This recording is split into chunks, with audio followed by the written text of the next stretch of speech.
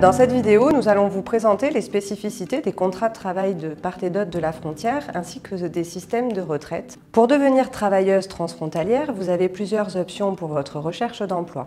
Vous adressez d'abord au service public compétent sur chaque territoire, Pôle emploi en Aquitaine, l'ANBIDE en Euskadi et le service navarrais de l'emploi en Navarre, ainsi que sur la plateforme EURES qui reprend toutes les offres d'emploi publiques. Vous pouvez également rechercher les offres d'emploi disponibles sur les plateformes spécialisées ou auprès des agences intérim. En France, on peut avoir deux types de contrats en fonction que l'on travaille dans l'administration publique ou dans le droit privé. Au sein des administrations publiques, on peut être recruté en tant que fonctionnaire ou encore en tant que contractuel.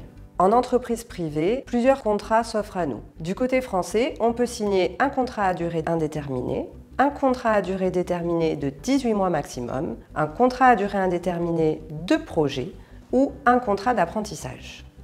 De l'autre côté de la frontière, on retrouve sensiblement le même type de contrat. Les contrats à durée indéterminée, les contrats à durée déterminée jusqu'à 6 mois, les contrats de formation et les contrats à durée indéterminée saisonniers. Dans les contrats de travail des deux côtés de la frontière, on retrouve sensiblement les mêmes informations.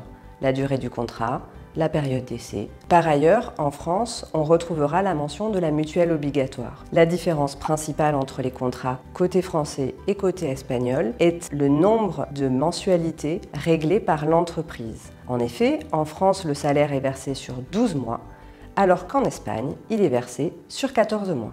Concernant la fin du contrat de travail, les conditions de rupture de contrat sont globalement similaires de part et d'autre de la frontière.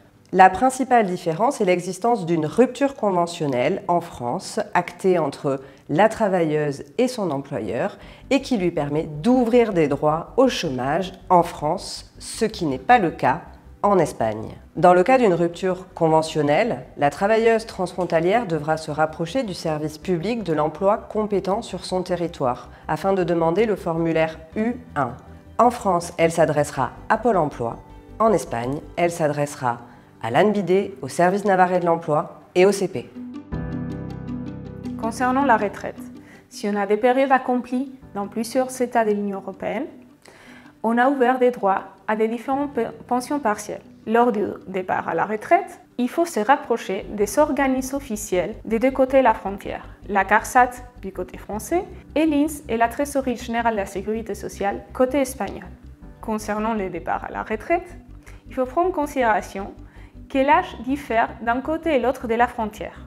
Une travailleuse transfrontalière pourra partir à l'âge de 62 ans si elle travaille en France. Cependant, l'âge de départ à la retraite en ce moment est à 66 ans en Euskadi et Navarre et ça va continuer d'augmenter jusqu'à arriver à l'âge de 67 ans pour ceux qui repartiront à la retraite à partir de 2027.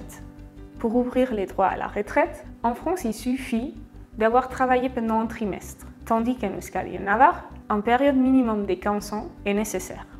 Concernant la retraite, si on a des périodes accomplies dans plusieurs États de l'Union européenne, on a ouvert des droits à des différentes pensions partielles. Chaque État calculera les montants de sa pension nationale. Cependant, il y a un montant des pensions européennes qui sera calculé. La pension communautaire comprend toutes les périodes travaillées dans les différents États de l'Union européenne. On comparera l'addition des différentes pensions partielles, des différentes pensions nationales, avec les montants de la pension communautaire et on nous versera les montants les plus élevés.